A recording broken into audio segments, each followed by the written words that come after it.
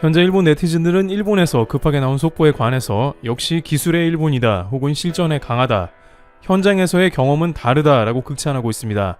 이렇게 일본에서 극찬하고 나온 까닭에 대해서는 지금까지 일본이 이와 관련한 문제로 오랫동안 스트레스를 받아왔던 것으로도 풀이되고 있습니다. 그런데 문제가 완전히 해결된 줄 알았는데 후생성 발표가 발목을 잡았다고 하는데요. 일본 네티즌들은 후생성 발표를 듣고 화를 내는 모습이 연출되고 있는데 무슨 일인지 보겠습니다. 우선 일본은 최근 확진자가 감소하고 있지만 한 가지, 백신 접종 속도가 매우 느리다는 문제에 봉착했습니다. 일본 정부는 백신 확보를 상당히 해놓았음에도 불구하고 백신 접종 속도가 나지 않아 조바심을 내고 있었는데요. 그런데 이 와중에 교토부 우지시 소재 우지토쿠 슈카이 병원은 당뇨 환자에게 사용되는 인슐린용 주사기를 쓰면 화이자 백신 한 병으로 7회 접종이 가능하다고 8일 발표했습니다.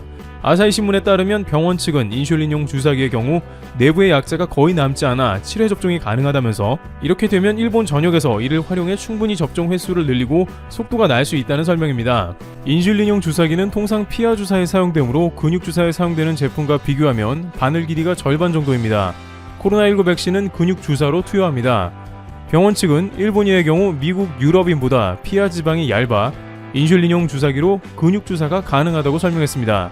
이 병원은 초음파 검사로 피하 지방의 두께를 확인한 후 직원에 대한 접종을 시작했습니다. 일단 이와 같은 발표가 나자 일본 대중은 열광했는데요. 그간 일본 정부가 말로만 백신 접종을 신속히 한다고 했으나 백신 공급과 지원 문제가 속출하자 정치권의 문제가 일본 방역을 망친다는 불만이 터져 나왔다는 것입니다. 게다가 한국은 특수 주사기도 이미 투입되는 등 일본과 비교되어 일본 정부가 문매를 맞기도 했습니다.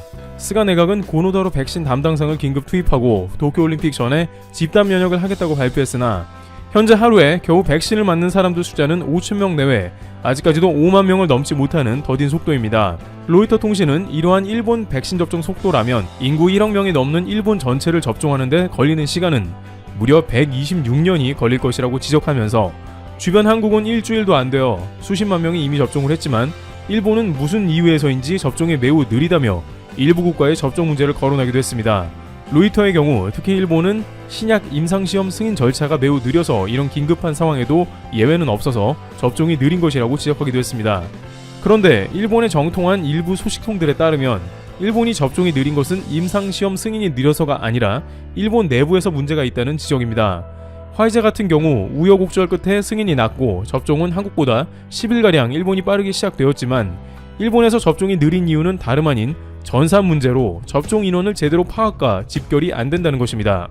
일본은 한국보다 훨씬 많은 백신을 확보하고 있음에도 백신 접종 대상을 수기로 관리하고 있다는 것입니다. 한국질병당국에서는 접종 대상자에게 자동으로 안내 문자가 가고 접종 거부 시에는 접종 순서가 가장 뒤로 밀려나는 등 전산 시스템을 갖춰서 전 국민이 물 샐 틈 없이 접종하는 데 문제가 없게 하고 있습니다. 그런데 일본은 백신 접종을 총괄하는 후생성의 이러한 접종 관련한 시스템이 지자체와 일괄되지 않았고 접종 관련한 쿠폰도 우편으로 보내서 접종자들이 보건소에 오면 수기로 관리하는 것으로 알려졌습니다.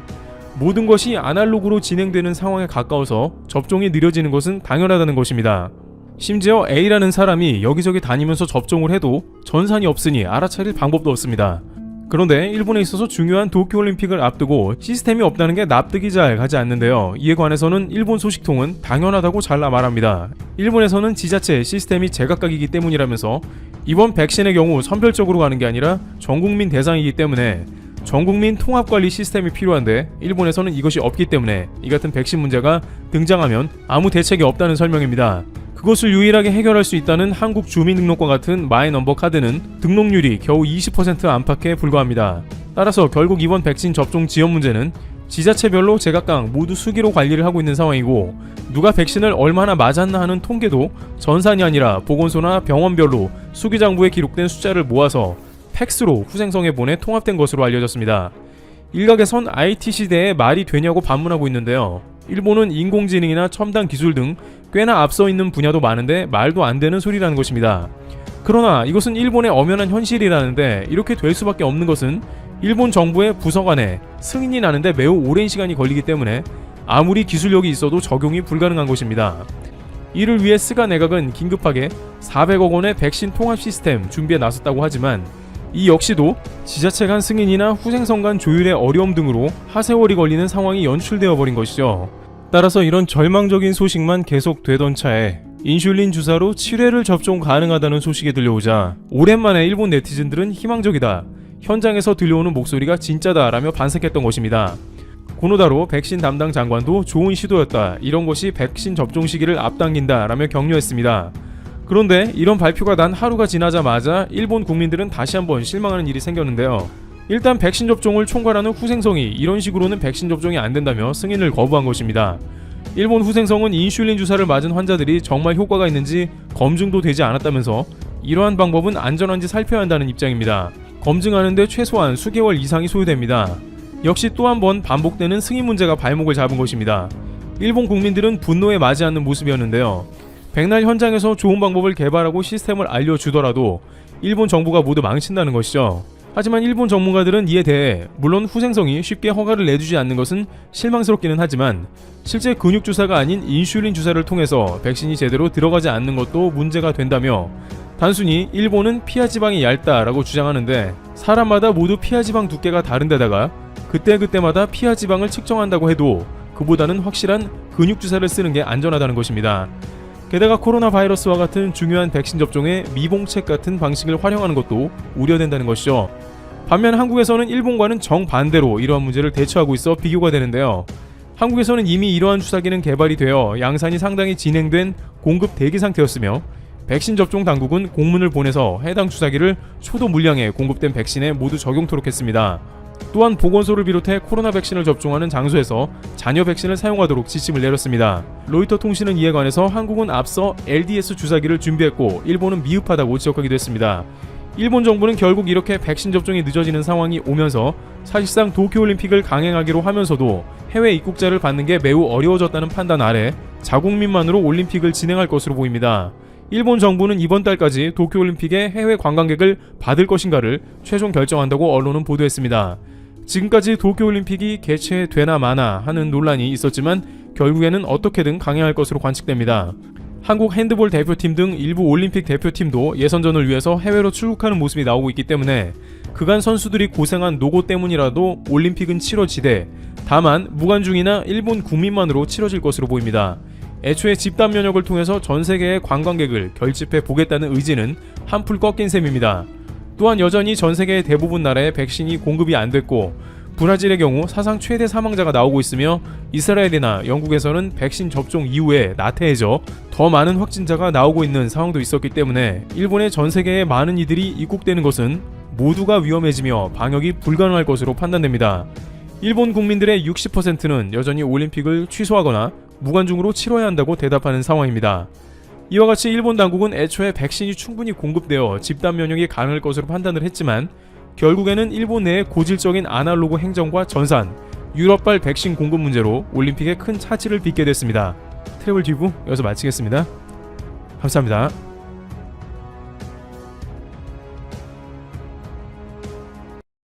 한국을 둘러싼 국제 정세가 빠르게 변하고 있습니다.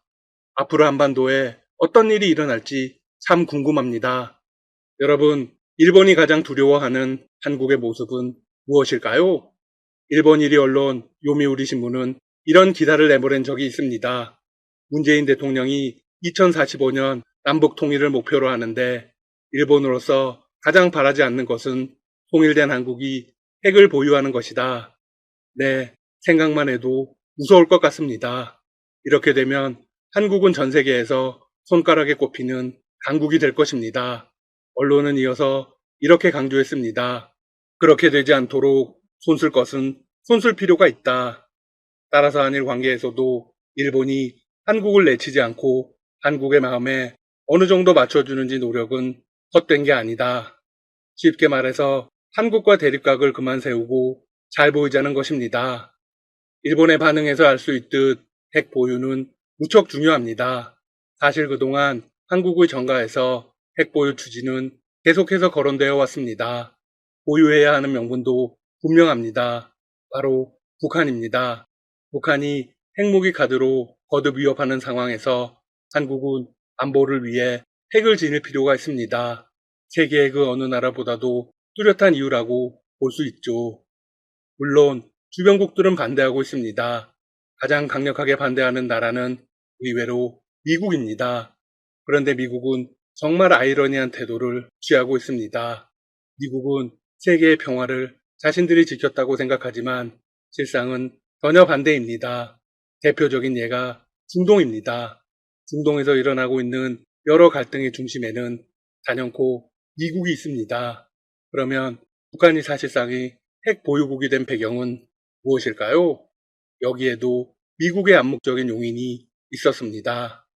물론 1차적인 원인은 중국입니다. 중국은 북한을 자신들의 말을 잘 듣는 자신들이 관리할 수 있는 나라로 생각하고 개발을 용인했습니다. 대단히 잘못된 결정이었죠. 그런데 여기서 미국이 방관을 한 것입니다. 반면 한국을 향해서는 대응 핵무장이 해법이 아니라는 점을 강조하고 있습니다. 한국은 공격적인 용도가 아닌 방어 목적으로 핵을 사용할 것이 분명합니다. 동맹국인 미국도 그 사실을 알고 있지만 반대를 하고 있습니다. 미국이 명분으로 삼는 건 해구산입니다. 자신들이 한국을 보호해주겠다는 것입니다. 그러면서 한국의 핵무장은 한미 상호 방위 조약에 따른 미국의 공약 지속에 즉각적인 의무를 낳게 한다고 사실상의 협박을 하고 있죠. 결국 이런 관계는 종속적인 형태로 변하게 됩니다. 미국은 한국을 지켜준다는 명목으로 최첨단 무기를 마구 팔고 있습니다. 핵 보유와 관련한 한국 정부의 입장은 계속해서 이어지고 있습니다. 최근 야당의 비상대책위원장은 기자간담회에서 이렇게 말했습니다. 북한이 핵을 포기하지 않으면 우리도 핵무장을 생각해야 한다. 자, 그런데 한국이 다시 한번 강력하게 핵 보유를 주장할 수 있는 여건이 형성되었습니다. 유럽연합을 완전히 떠나는 영국이 느닷없이 핵탄두 보유 상한선을 늘리겠다고 선언한 것입니다. 180개에서 260개로 무려 40% 이상 늘립니다. 영국 정부는 지난 16일 경쟁시대의 글로벌 영국이라는 제목으로 발간한 115조 분량의 보고서를 발간했습니다. 영국은 보고서를 통해 앞으로 외교 정책 중심축을 인도 태평양 지역에 두겠다고 선언했습니다. 그러면서 증가하는 세계 안보 위협에 맞서겠다고 했죠. 보고서는 영국이 앞으로 인도 태평양 지역의 공동 번영과 지역 안정을 위해 외교와 무역 측면에서 더 깊이 관여할 계획이라고 소개하고 있습니다. 한국, 베트남, 싱가포르, 필리핀 등의 지역으로 협력을 확대하겠다고 강조했습니다. 이후 기술적 정책적 위협이 커지고 있다며 핵탄두 보유 상한선을 10년 안에 260개로 늘리겠다고 명시한 것입니다. 영국 정부는 지난 2010년 핵탄두 보유 한도를 225개에서 2020년대 중반까지 180개로 줄이겠다고 약속을 했습니다. 그런데 그 약속을 뒤집었습니다. 영국의 언론들은 영국 정부가 30년간 이어온 약속에 마침표를 찍었다고 보도했습니다. 영국의 이런 분위기에 발맞춰 한국도 핵무장을 더욱 강력하게 주장해야 합니다. 유럽의 강대국만 멋대로 핵을 좌지우지할 수 있어서는 절대로 안 되겠죠? 여기서 영국이 무슨 명분으로 핵을 늘리려는지 알아보아야 합니다. 영국이 위협적으로 안주한 나라는 러시아입니다. 영국은 자신들의 가치와 이익에 부합될 때는 중국과 협력하겠다고 말했습니다. 즉, 중국은 자신들의 주적이 아니라는 것입니다. 미국에 대해서는 군사 및 외교 초강대국이자 영국의 가장 중요한 전략적 동맹국이라고 했습니다. 이어서 러시아를 두고서는 영국의 가장 극심하고도 직접적인 적이라고 규정했습니다. 한국은 더욱 강력하게 대체하는 북한이 있습니다. 영국과는 상황이 완전히 다릅니다. 한국이 핵무기 보유를 주장할 수 있는 명분은 또 있습니다. 바로 유엔의 핵무기 금지 조약입니다. 해당 조약은 모든 핵무기의 개발, 실험, 생산, 보유, 사용뿐 아니라 핵 보유국의 다른 나라에 대한 핵우산 제공까지도 금지한 최초의 국제조약입니다. 핵무기 금지 조약은 핵 보유 예외를 인정한 기존 핵확산 금지 조약인 NPT와도 차원을 달리합니다.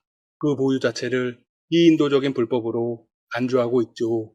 유엔 회원국의 60%인 122개국의 찬성으로 2017년 7월 채택되었습니다. 50개국이 비준하면 90일 후에 발효된다는 규정에 따라 이미 법적 효력이 발생했습니다. 50번째 비준에 참여한 국가는 지난해 10월 서명한 온두라스였습니다. 기존의 핵 확산 금지 조약 NPT는 사실상 있으나 마나한 조약이었습니다. 왜냐하면 주요 국가들은 모두 보유를 한 상태에서 신규 진입만 막은 것이기 때문입니다. 말도 안 되는 조약이었죠. 그야말로 강대국의 논리에 맞춘 것이었습니다. 이번 핵무기 금지 조약은 훨씬 강력합니다. 그런데 이 조약을 주요 핵 보유국인 미국, 러시아, 영국, 프랑스, 중국 등 5개국이 반대하고 있습니다. 미국의 핵우산에 들어간 한국과 일본도 비준하지 않았습니다. 주요 5개국이 비준하고 있다는 건 핵 보유를 지속하겠다는 의지인 것이죠. 따라서 한국도 보유를 주장할 수 있는 명분이 생깁니다. 러시아와 중국은 이미 핵 강대국입니다. 이에 더해 북한까지 포함하면 아시아 대륙 북반구에 핵 보유국 절반이 몰려 있습니다. 이런 구도에서 한국, 일본, 아세안 10개국은 큰 압력을 받을 수밖에 없습니다. 바이든 대통령이 이끄는 미국은 이렇듯 위험한 지정학적 불균형을 그대로 방치할 수 없습니다. 한국이 적극적으로 나서면 바이든 대통령도 사실상 막을 수 있는 방법이 없죠.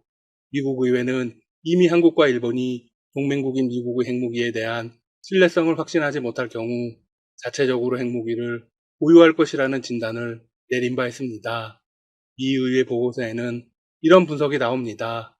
최근 몇 년간 한국의 일부 정치인들이 북한의 핵무기 개발 시험에 대한 대응으로 미국 핵무기의 한반도 재배치, 심지어 한국 자체 핵능력 개발을 요구해왔다. 이런 견해는 한국 정부 차원에서의 지지까지는 못 받았지만 미국의 안전보장을 취약한 점으로 볼 수 있다는 점을 보여준다. 지금까지 닥터시사TV였습니다. 여러분 시청해주셔서 감사합니다. 구독과 좋아요 부탁드립니다.